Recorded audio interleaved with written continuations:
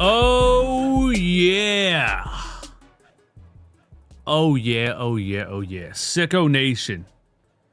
Welcome back to Run It Back Philly. Sixers postgame live presented by Bright Medical Technology. The 76ers win! Without the engine of their team so far this season, Tyrese Maxey, who was out with an illness. Everybody knows he deserves a break, leading the NBA in minutes per game, carrying the 76ers on his back for basically every game they won this season. The Sixers go into this game against the Indiana Pacers without Tyrese Maxey, and I didn't feel good about it at all. Because what I saw this season, as soon as Tyrese Maxey leaves the floor, is the 76ers collapse, especially in third quarters.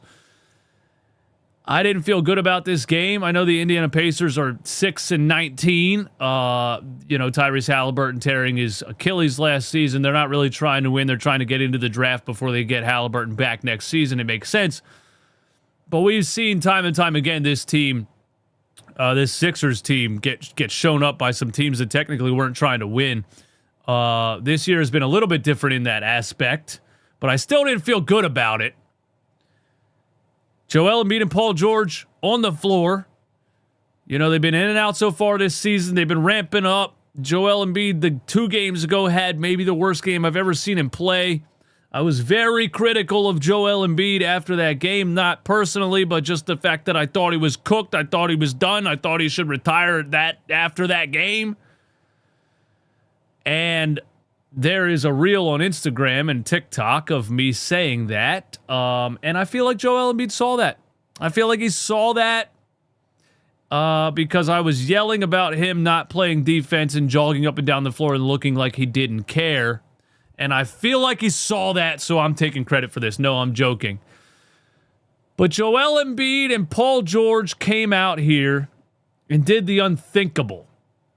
Like, Sixers fans, what we've been through the last season and a half, we just had no expectations for these two guys, especially a game like tonight, and they came out and they did it. There's a lot of things I want to say. Before I get into all of it, this is brought to you by Bright Medical Technology of Philadelphia, Pennsylvania. Bright Medical Technology is Pennsylvania's largest medical supplier and pharmacy, specializing in oral nutrition and tube feeding supplies, incontinence supplies, ambulatory aids, respiratory products, and diabetic supplies.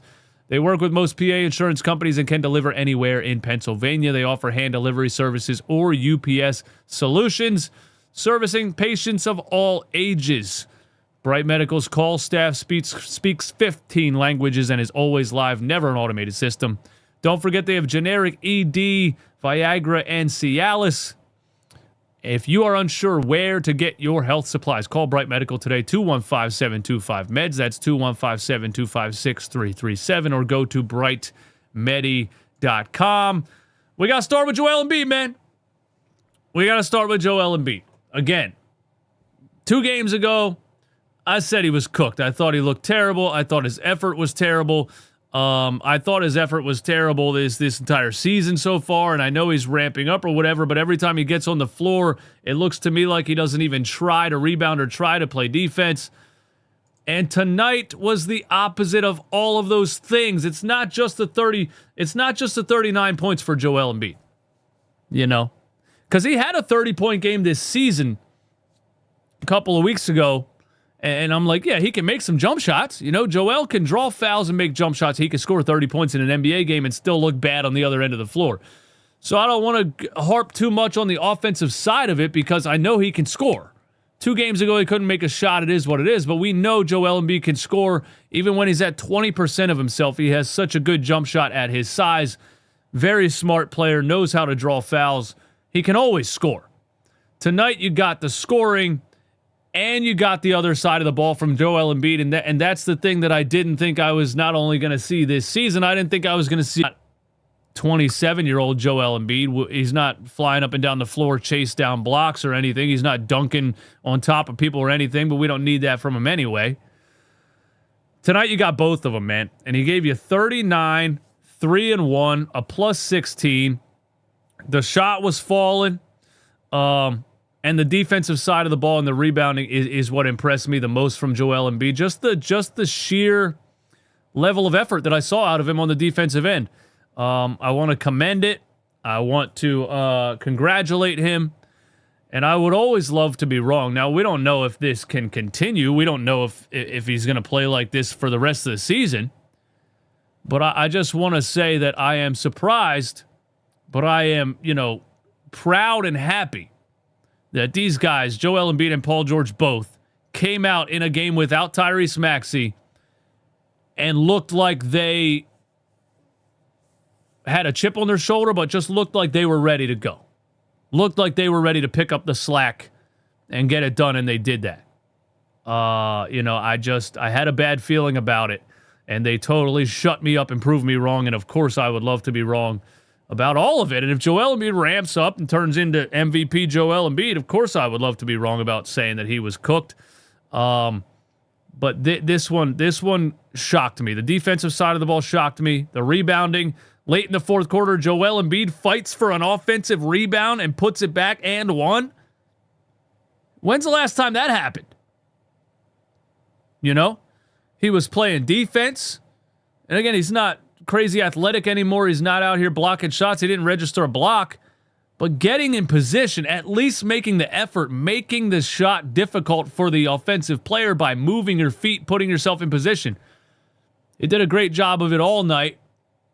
And then late fourth quarter, one-on-one on Pascal Siakam. I used to call him Pascalbo Siakam. Remember that. Joel Embiid feels like we all jumped into a time machine and went back to the days of the Nick Nurse Toronto Raptors when Joel and Siakam were going at it. And the Sixers, they were up, I think, 8 at the time. Joel gets it. ISO on Siakam. Goes vintage. Goes vintage.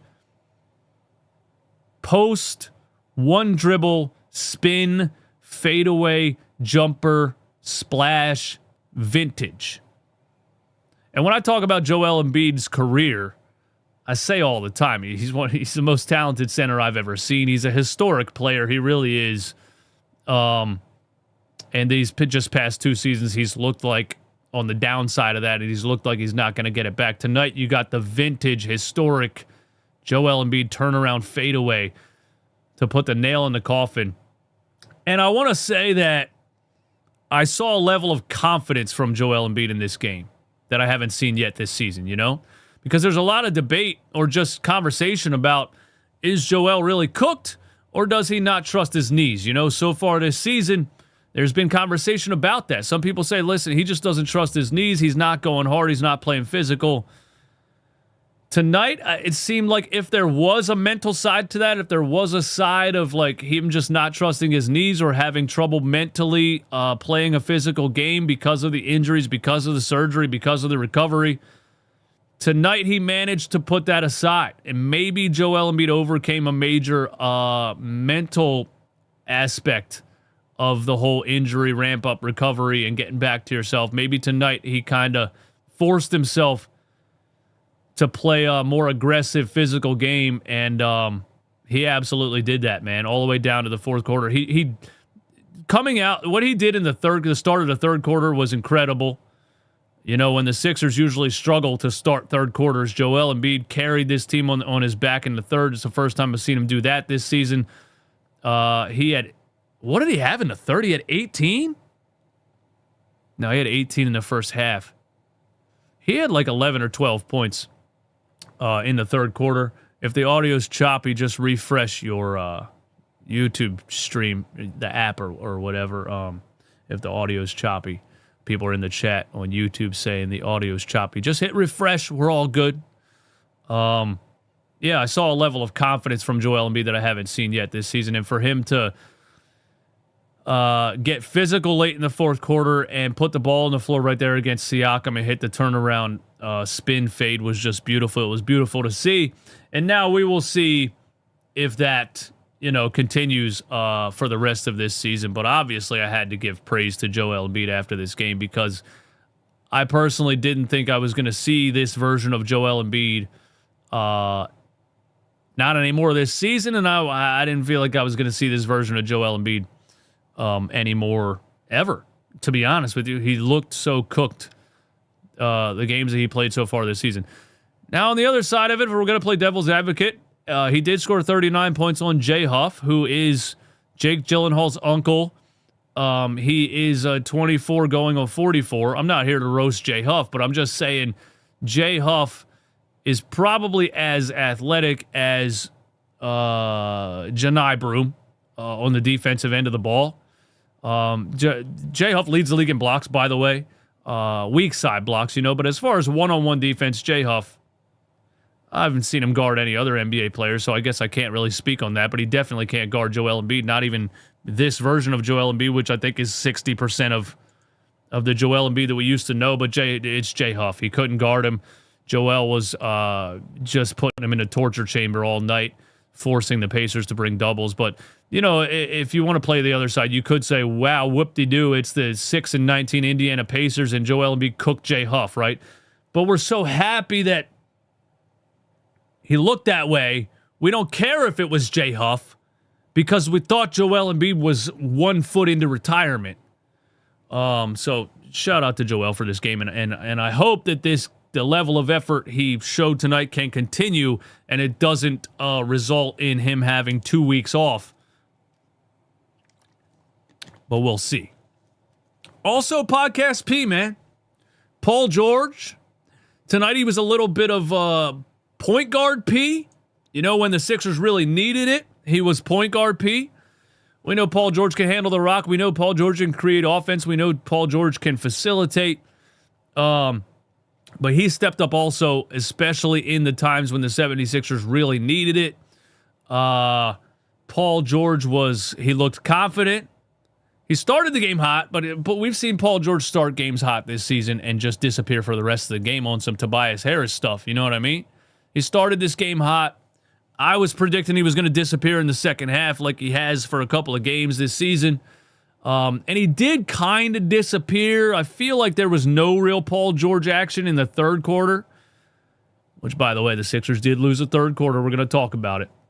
But Paul George came back with a vengeance in the fourth, getting some ISO situations. And look, Nick Nurse's whole offense is ISO ball. It still is. It's always going to be.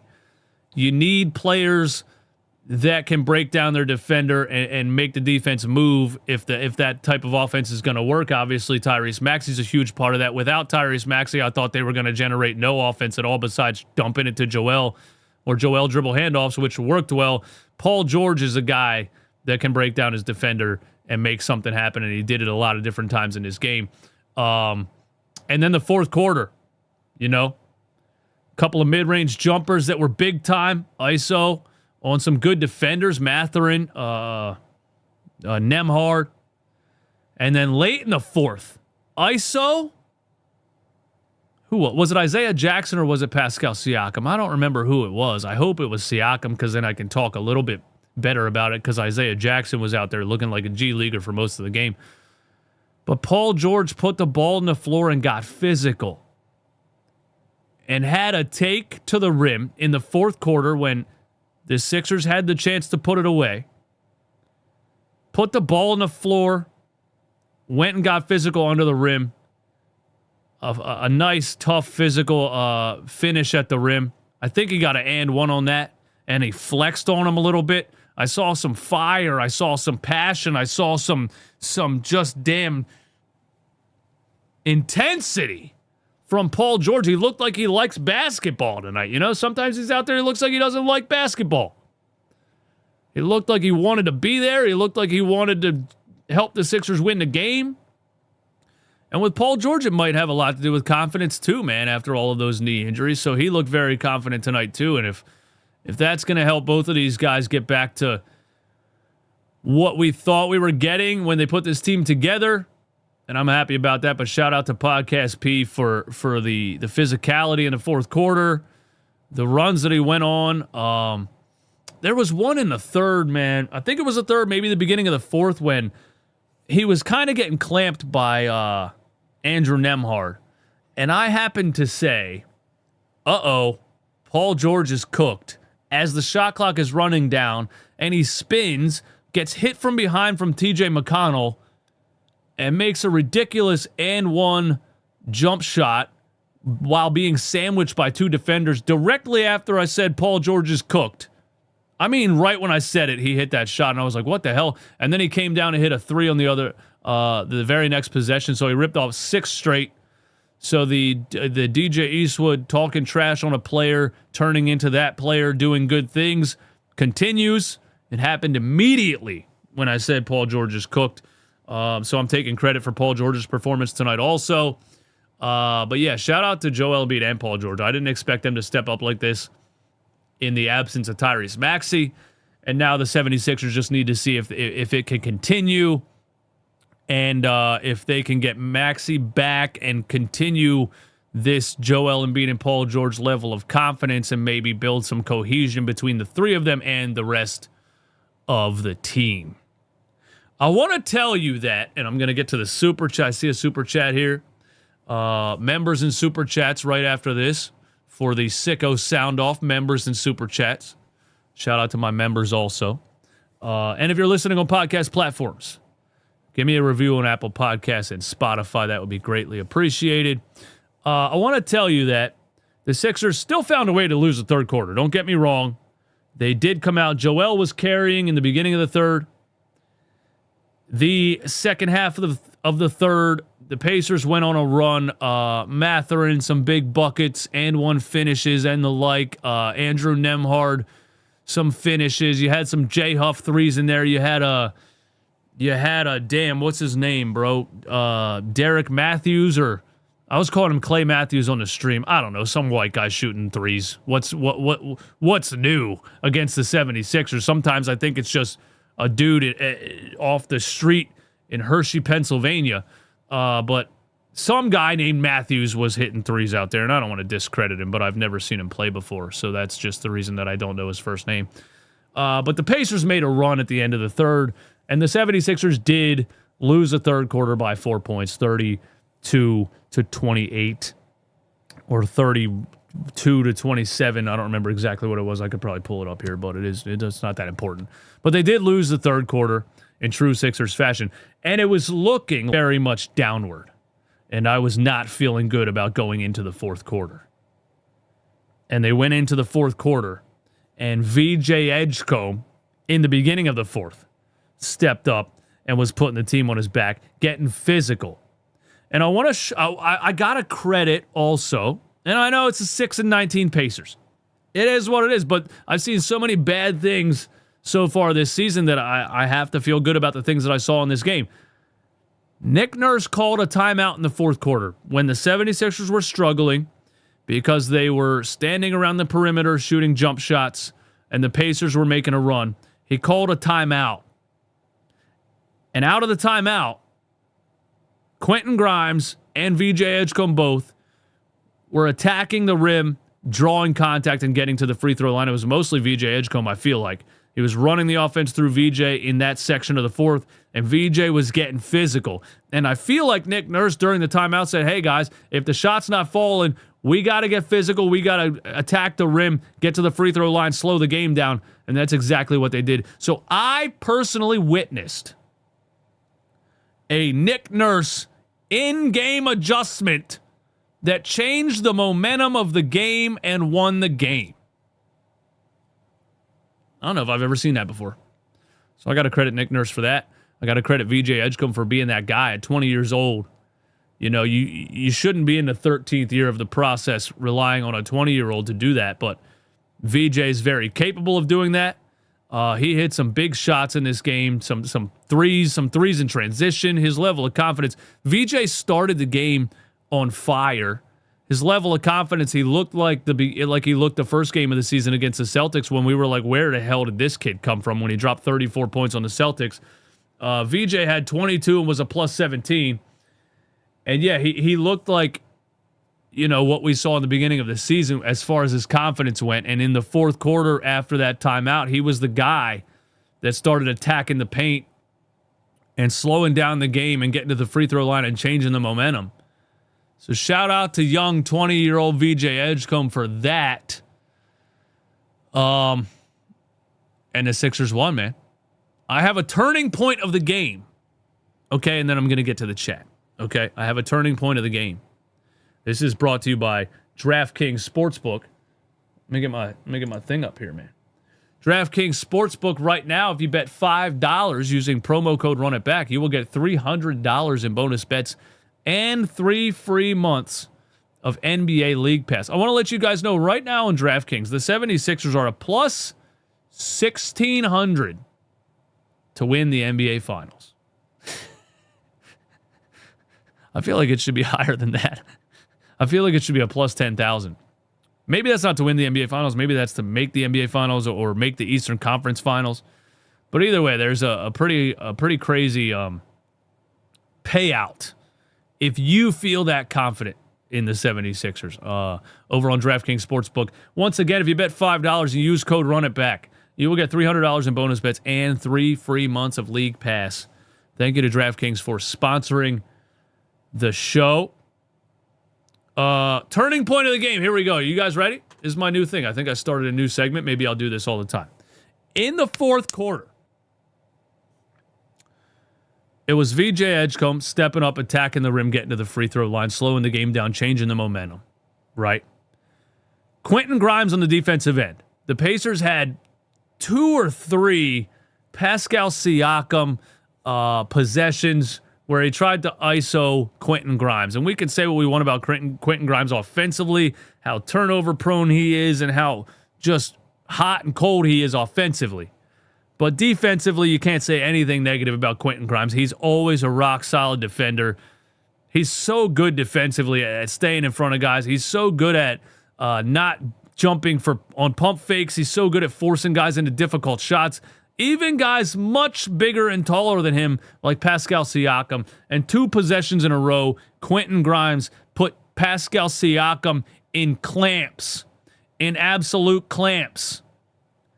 And then Andrew Nembhard tried to attack VJ Edgecombe, who's also a very good defender. Nembhard was going for the Jalen Brunson lean-in flop action. He got that call a couple times in the first half. He didn't get it on this possession. Then Rick Carlisle gets a technical foul. The Pacers start crashing out, yelling at the refs. They don't know what to do. That was a turning point of the game. That's where all the momentum changed. And the Pacers, and then there was another Pascal Siakam technical foul. Then you get the Embiid offensive rebound putback and 1. You get the Paul George physical take to the rim. Then you get the vintage Joel Embiid turnaround jumper on Pascal Siakam to seal it. It was beautiful. Those are all my thoughts on it, I believe. Let me get to the chat, man. Super chat from Heezy8954. Good game. Just give Joel Embiid time. He will be back at MVP level.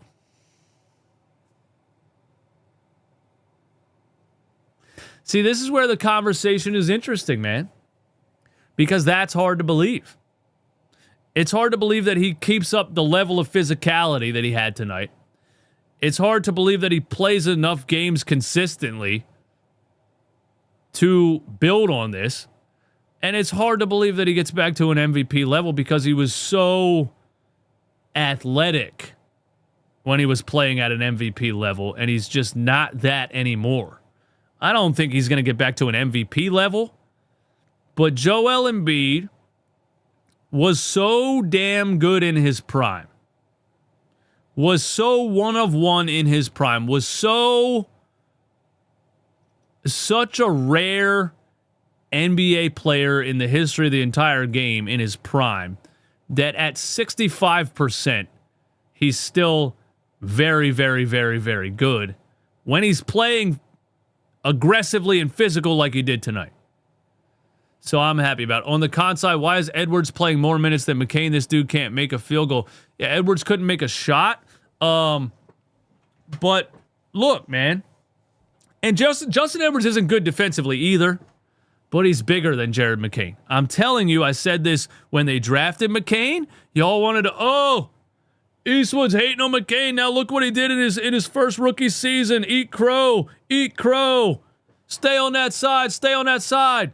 I never said anything bad about Jared McCain offensively, and I think he had an amazing rookie season, and I like him a lot. But you cannot play, even with Tyrese Maxey on the floor, it's hard to play McCain. He's too small. He's straight up too small. He gets eaten alive on the defensive side of the ball. And that's why Nick Nurse is having trouble playing him. And that's what I saw tonight also. You know, I wanted Jared McCain to play a lot of point guard with Tyrese Maxey out, but he's struggling so much on the defensive side of the ball. Dudes see Jared McCain in front of him, they just run right by him and lay the ball up right over top of him like he's not even there. And I think that's why Nick Nurse is having a hard time playing Jared McCain in this game. And if you saw how physical it got in the fourth quarter and how the Sixers were changing the momentum by locking down defensively Grimes and VJ, I don't think you could put Jared McCain out there. You couldn't put Jared McCain out there in the fourth quarter. So I didn't hate it from Nick Nurse in this game at all. I think it's very difficult at times to keep Jared McCain on the floor for long periods of time because he's that bad defensively. And I don't remember him being that bad defensively last season. Maybe it's still him coming back from the knee surgery. But yeah, I think that's what's going on right now with Jared McCain. And honestly, man, a couple of months ago, I said I wouldn't do this. But a couple of games ago, I said I would. Jared McCain has crazy value as a future guard, maybe point guard. He's very young. I don't think there's a future where the Sixers play Jared McCain alongside Maxey and VJ. It just doesn't make sense. I don't think there's a future for that. And I think they trade Jared McCain, man. I don't think it's this year. Maybe not next year. Because they already signed his, I think, rookie extension. But I don't think the future, I don't see a future of Maxey, McCain, and Grimes. I mean, Maxey, McCain, and VJ all on the floor together. Just because of size, man. Look at every NBA team. Nobody's playing 2 6'1" guards at the same time. It's kind of obvious, really. Like, should have been obvious to Nick Nurse. I mean, it should have been obvious to Daryl Morey, but he is Daryl Morey. It is what it is. Where were we at, man? Let's go members, man. Vlad in the chat. What's up, Vlad? Lawrence Talley, my man. The main thing is the defense. Barlow, his feet can move. Barlow was great tonight. Barlow did his thing tonight, man, and we missed him so much when he went out with that elbow injury earlier in the season. Such a good rebounder, such a high motor, never stops moving. And yeah, he had some great defensive possessions at the end of the game also. And he's on a 2-way contract. I'd slander Daryl Morey for a lot of things, but him finding Dominic Barlow and Jabari Walker, those are the 2 ways this year. Give them both full-time contracts. Send Kyle Lowry and Eric Gordon to the G League. I don't know. Send Justin Edwards to the G League, honestly. Yeah, Barlow, incredible find, and he had another very, very Dominic Barlow game tonight where he just doesn't stop fighting for rebounds, man. He just never stops fighting. Let's see. What do we got? Cisco, 215. Sickos, please don't let this game fool you. It's the Pacers for peeps' sake. I personally think the figure of speech is Pete's sake. Pete, like the name Pete, Pete's sake. It is the Pacers, yeah. But you can't. Here's the thing, Cisco, and I know you were going back and forth in the live stream arguing with somebody, and you're entitled to your opinion, and you're allowed to argue. I don't care what you do in there. I mean, I do care to an extent, but you know the rules. But see, it's okay to acknowledge things. I'm the most negative Sixers fan on the planet. I don't think this team's going anywhere. And I thought Joel Embiid was about to retire after last game. It's okay to see a game and say, wow, that was good. And here's all the good things that I saw. And here's all the things that surprised me. I'm even giving credit to Nick Nurse in this game. You don't have to discredit the whole game just because it's the Indiana Pacers. You can admit that Joel Embiid played a great game. You can admit that Nick Nurse made a huge adjustment out of a timeout in the fourth quarter. You can admit all of these things. It's okay. It's okay to say good things after a good win. If we don't believe this is going to continue, that's fine. And I'm saying we because I don't really know if I believe it's going to continue, So I'm kind of on your side here. And I think Sixers fans have every right to feel the way that you feel. I think you have every right to be ultra negative. I think you have every right to be like, I don't trust this makeup on a pig. I don't trust this whatever. I'm not going to make myself vulnerable again and believe in this team again because they're going to let you down because they've let you down for how many years? They let you down every single year. So you're absolutely justified in feeling that way. But you don't have to discredit everything that happened just because it was the Indiana Pacers. Because we saw things from Joel Embiid and from Paul George that we haven't seen this season. So that's why it's a good sign, and that's why people are excited about it. Now, anybody in the chat saying you are all just haters and the 76ers are going to win the championship, I think they're smoking drugs, but that's a different story. What else we got in the chat, man? NZ for 3, my man. If you're going to trade McCain, it needs to be for an elite wing. Elite! Elite wing. Would the New Orleans Pelicans trade Trey Murphy for Jared McCain? I don't see that happen. I don't know, man. It's hard to sell McCain on what he did last year because it was such a small sample size. You know what I mean? I think that's the problem with it. But Murphy or who's the other one in New Orleans, man? Who's the other player that's like a defensive wing in New Orleans? Young defensive wing, man. Tell me in the chat. Herb Jones. I didn't even need you to tell me in the chat. I thought of it on my own. Yeah. Pope Platinum Beats, what's up, man? The Sixers lost to the Pistons C team. A win is a win. Facts. We didn't just lose to the Pistons C team. Well, we did lose to the Pistons C team. And then when we played the Pistons healthy, they beat us by 41 points. So, yeah, a win is a win. That is facts. Let's go over to Twitter. See if we can get anything to talk about over here. Tyrese Maxey tweeted, "Nice, Paul. Nice." Tyrese Maxey showing a little love to Paul George on Twitter after Paul George, takes that real physical take to the rim in the fourth quarter.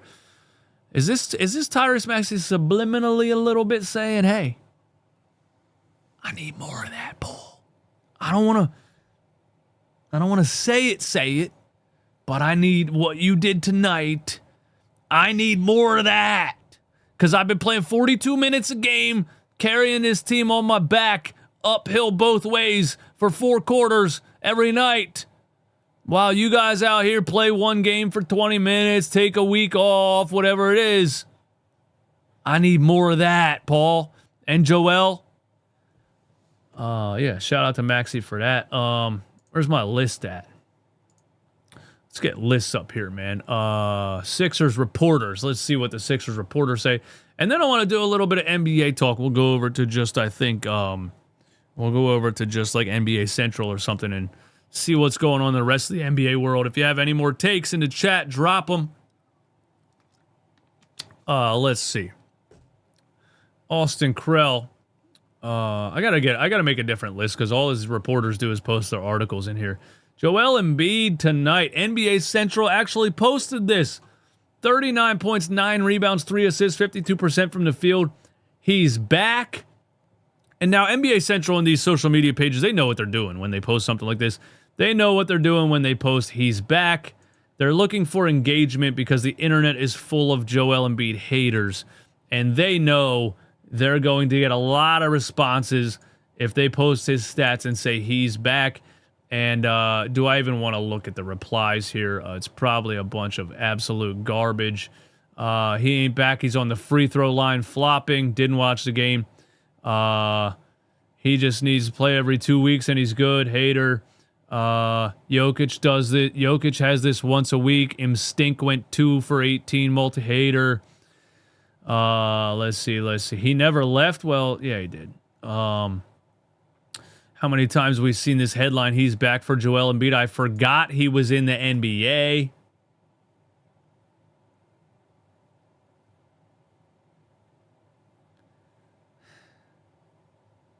Well, I mean, what is this? A Fox News correspondent? Yeah, you don't watch the NBA, bro.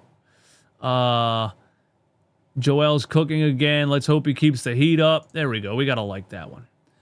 This guy says, how many free throws? Didn't watch the game. Jason Tatum emoji. Or, what's it called? Avatar? Profile picture. Next game, Joel Embiid injury management listed out. This is a hater comment, but it's not totally out of line, to be honest with you, because it very well could happen. It very well could happen. But I shouldn't have even read the replies there. We don't need to give the trolls any airtime, man. VJ Edgecombe interview. What else we got? Keith Pompey gives us the box score. Adam Aronson. Nick Nurse on Joel Embiid. Practices helped. I was saying, what the hell did they do in these couple of days off for Joel Embiid to come out and look like this? Here's what Nick Nurse said. Practices helped. His own individual work away from practices helped, which is a great sign. He's best when he's driving, and I thought he drove a lot to draw fouls early. He did drive a lot to draw fouls early. Jay Huff was in absolute hell trying to guard him without fouling. Isaiah Jackson was in hell trying to guard him without fouling. It started to look like those vintage Joel Embiid versus Hassan Whiteside, Joel Embiid versus Andre Drummond. It started to look like those vintage games where the defender has absolutely no clue what to do and just can't stop fouling him because he can't stop him because he's so good at doing all of those things at his size. By the way, on the reel on Instagram of me saying Joel Embiid is cooked, one of the likes on that reel is Hassan Whiteside. Hassan Whiteside, you sneak-hating bastard. He found that reel on Instagram and he hit the like button because Joel Embiid kicked his ass for like 7 years in a row. I didn't say that for people like you to come by and sneak hate and hit the like button. Those reels are for Sixers fans, Hassan Whiteside, not for you hating Joel Embiid because he kicked your ass your whole career. Anyway, little off topic there. I think everybody's just going to talk about Joel Embiid's performance basically in these Twitter reports. Let's check NBA Central, man, see if do a little general NBA talk. Any other takes in the chat? Q&A, whatever you want to put in the chat, man. Let's see. I would trade for Dylan Brooks. I say trade for Dylan Brooks. Dylan Brooks is great, but the Rockets aren't going to... Why would the Rockets trade Dylan Brooks? Right? He's playing for the Rockets, right? No, he got traded to the... No, he was in the Kevin Durant trade. He's playing for the Suns. Oh, yeah, and the Suns suck. The Suns suck, don't they? Maybe the Suns are going to do something and have some... Actually, let's look at standings. I think we're far enough in the season now to be taking the standings kind of seriously. You know, the beginning of the season, the Chicago Bulls were 5-0. I'm the first one that said, I don't feel like this is an undefeated team. And Chicago Bulls fans were like, you don't feel like it's an undefeated team when they're undefeated? Dude, it's the Chicago Bulls.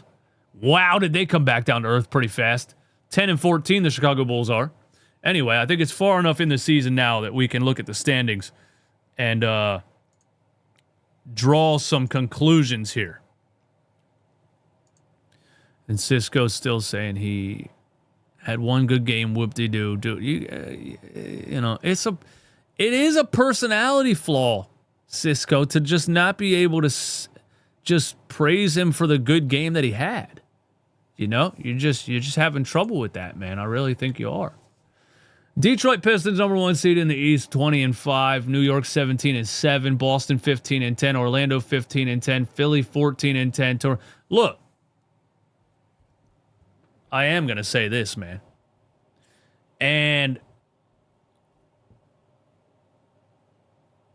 now I'm not going to go crazy, but people have been telling me this season. I haven't looked at the standings really consistently because the beginning of the season is just up and down. It's a wishy-washy. You know, you can't really look at the standings until like maybe 25 games into the season, and we're like there now.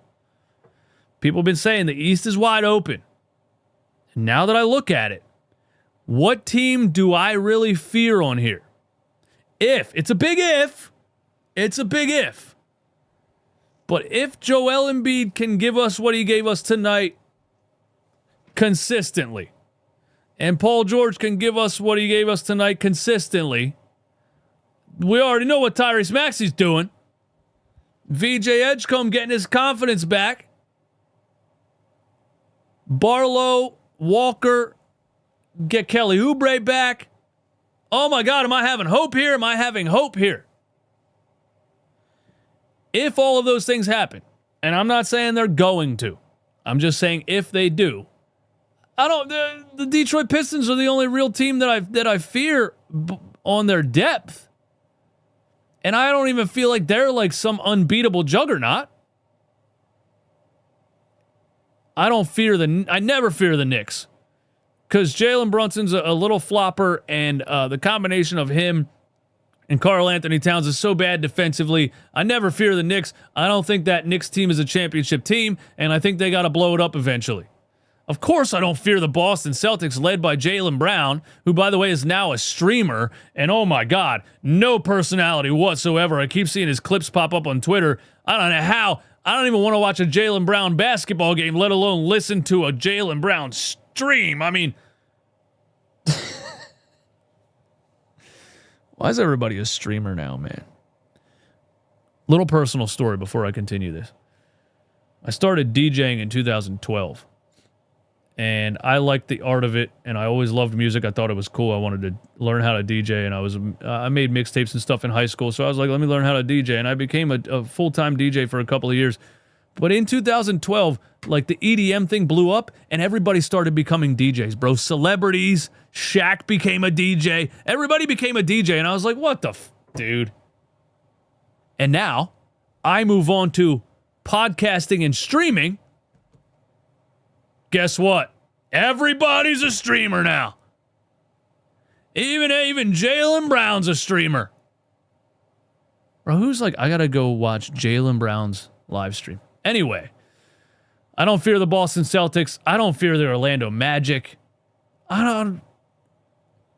You do kind of have to have hope looking at the standings just based on if, after what you saw tonight, if you do kind of have hope when you look at the Eastern Conference standings. Because nobody in the East is really anything to fear that much, you know? Now, if you're talking about the West, of course, OKC is 24-1. Who's touching them, barring any... If they stay healthy, they're walking through the NBA and winning maybe the next 5 NBA championships in a row. With the amount of first-round draft picks they have on top of it, I don't even know. I don't know how to stop the Oklahoma City Thunder from completely dominating the NBA for 10 straight years. Denver is 18-6. Houston, LA, San Antonio. They lost Wemby for a couple games. I'm not sure if he's back yet. I think he was questionable last game. I don't know if he's played, if he came back and played yet. Minnesota. I thought the Phoenix Suns were bad. They are 14-11. I guess they're not as bad as I thought they were. The Warriors, with Steph and Jimmy, they're good. Without Steph and Jimmy, they're one of the worst teams ever. Pat Spencer is not a real person. He doesn't exist. He's just an idea. Honestly, I'm not really blown away by most teams here. But I will say, like OKC, Denver, Houston. Yeah, I lied. I changed that. The top 5 teams in the West are smoking anybody in the East. We gotta call this one the way that it is. The top 5 teams in the West are smoking anybody in the East. We got to call that what it is, man. Let's go over to NBA Central before we get out of here. Thank you guys so much for hanging out. We got 408 in the chat, in the stream. Hit the like button for me one time. Give me 408 likes on the stream.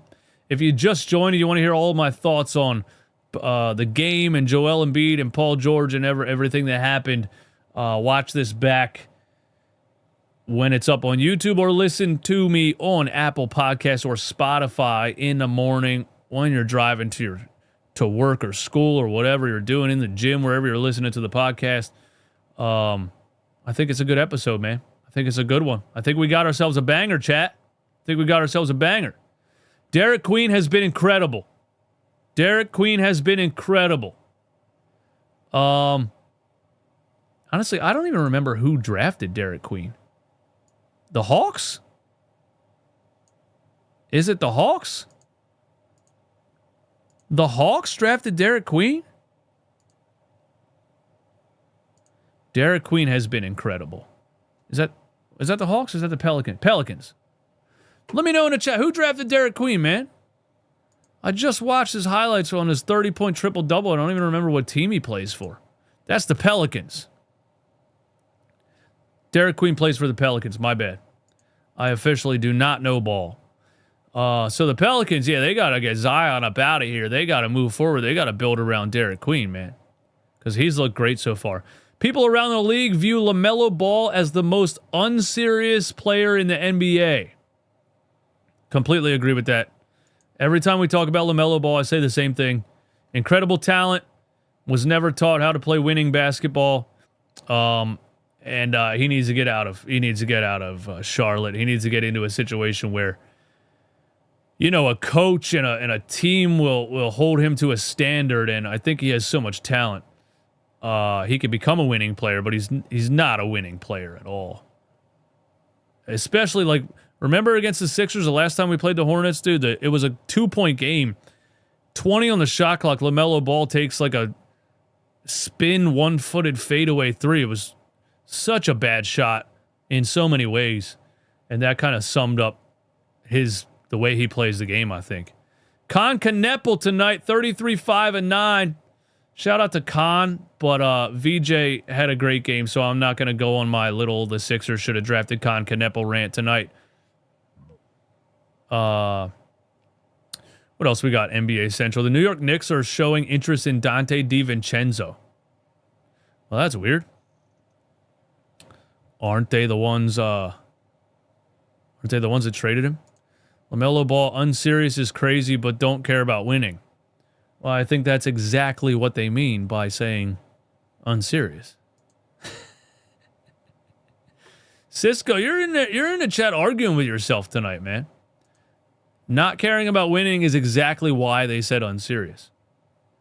Man, you got roasted like 3 times, bro. I'm sorry. I'm sorry, Cisco. I'm sorry. I just keep seeing you in the chat. You got roasted like 3 times, bro. Hat trick. What else? Gilbert Arenas says LeBron will still have 4 rings even if he wins 2 more with Luka.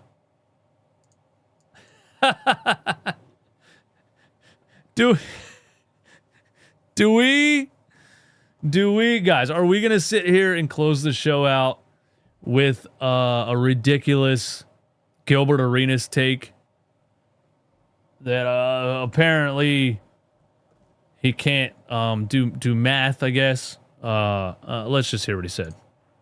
There's people who got championships that you didn't even know they had them. Well, because they got one just sitting on somebody's bench at the end of their career. Yeah. You would give credit to Bron if he won one. Like, he wouldn't do that, though, Swag. He would be an integral part of that. That's what By the way, I know a lot of people love the Gilbert Arenas show.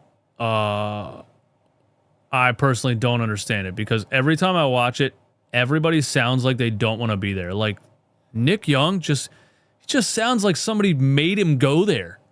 He is not interested in the conversation every time he's on. I don't understand it. But anyway. Listen, if he wins one right now, averaging 20, averaging 20-something, he's still the second option. Okay, that's just making sure. If he waits 2 more years and then he averaging 15, 16, and then he wins 2 more, ain't nobody gonna give him credit for that. Yeah, they are. It'll just be himself. Yeah. Why? Bill Russell has 11. 11. Were all of those Bill Russell leading the team in scoring? It would still count. Now, look, I agree it wouldn't be Michael Jordan's 6 rings because Jordan was 6 for 6, and he won all of those rings as being the leader and the best player on the team. So if that's the point that he's making, that okay, they'll still say Jordan has 6 and LeBron won. Okay, I mean, I kind of understand the point actually now that I think of it that way. But still counts if you ask me. NBA, ESPN's top 25 players under 25. Anthony Edwards is still under 25? Damn, I didn't even realize that. Cade Cunningham, Jalen Williams, Şengün, Amen Thompson, Evan Mobley, Cooper Flagg. Cooper Flagg being number 8 is wild. Chet Holmgren, Jalen Johnson, Scotty Barnes, Franz Wagner is under 25? I feel like I've been watching that dude for 8 years. Paolo, Jalen Duren, Denny Avdia, Stephen Castle, Con Kneppel, Dylan Harper, VJ Edgecombe. Damn, VJ. They put you under Con. I love Dylan Harper, y'all. You guys already know I wanted him so bad in the draft. Pause. Dylan Harper's great. Dyson Daniels. Where's Jalen Johnson? Oh, Jalen Johnson was 10. Yeah, I don't disagree with that list. There was an MVP list that I disagree with. Maybe that's on here. The Milwaukee Bucks have kept tabs. Dude, how just Milwaukee Bucks would it be to be imploding the way that they are and go after Zach LaVine? And also, how Zach LaVine would it be? And I can't figure, when it comes to Zach LaVine, I can't figure out if he's not a winning player or if he just keeps getting traded to terrible franchises. The Chicago experiment with DeMar DeRozan and Vucevic and all those guys didn't work. Then he gets shipped over to the Kings with DeMar DeRozan again.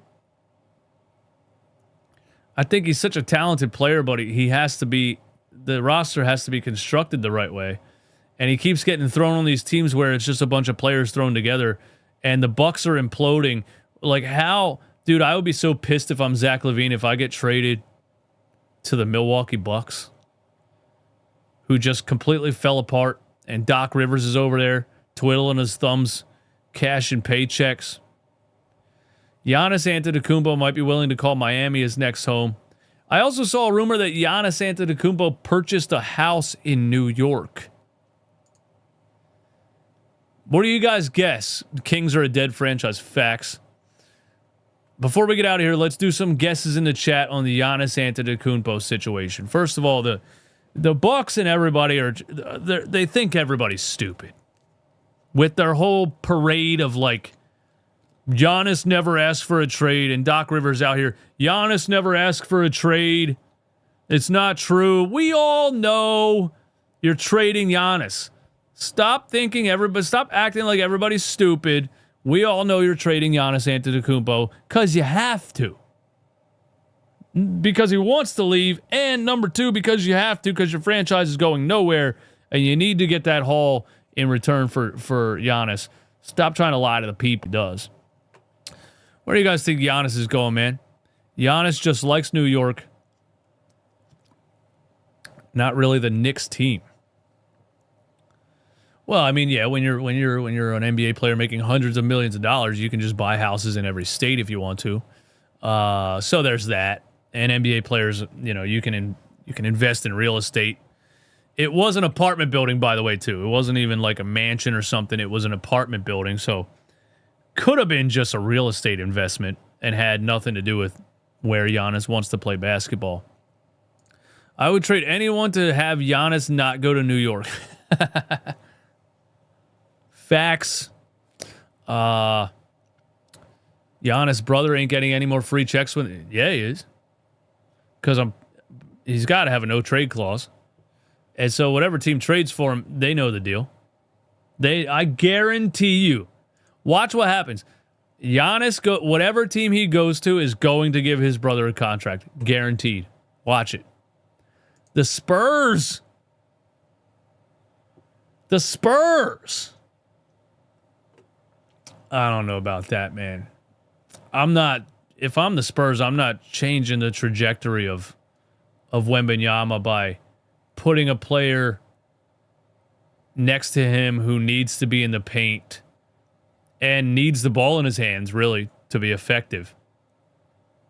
I think the Spurs are building the team perfectly around Wembanyama. Ball handling guards all over the place. Leave the paint wide open. I wouldn't do that if I'm the Spurs.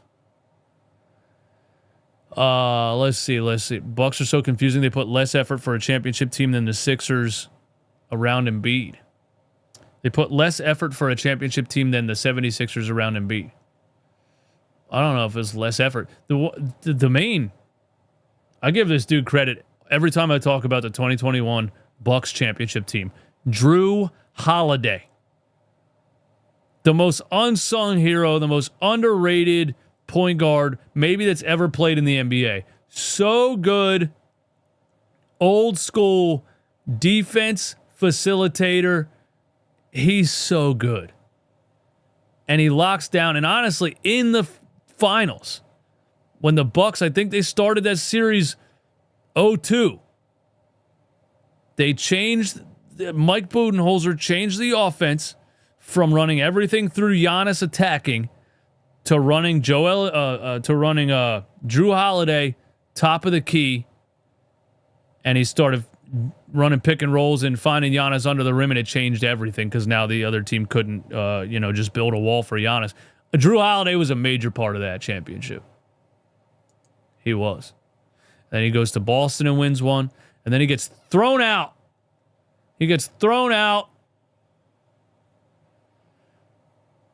To the Portland Trailblazers. You put shooters around Wemby, not Giannis. You got to put shooters around both of them, bro. You need shooters around Giannis. He can't shoot. Wemby don't dominate in the paint, though.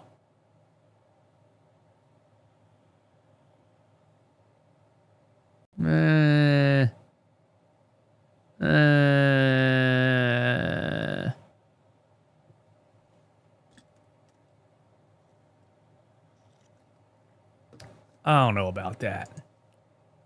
I'm not saying he's some kind of bruiser. Actually, Wemby this year yet?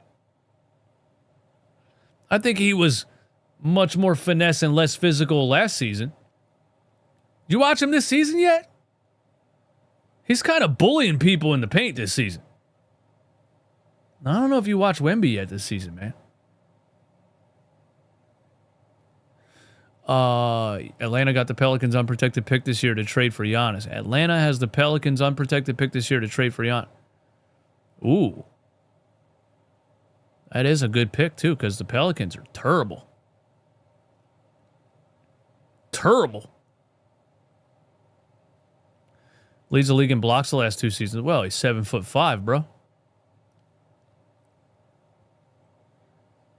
Yeah, Wemby's great. Anyway, thanks for rocking with me. Thanks for hanging out. Sixers win.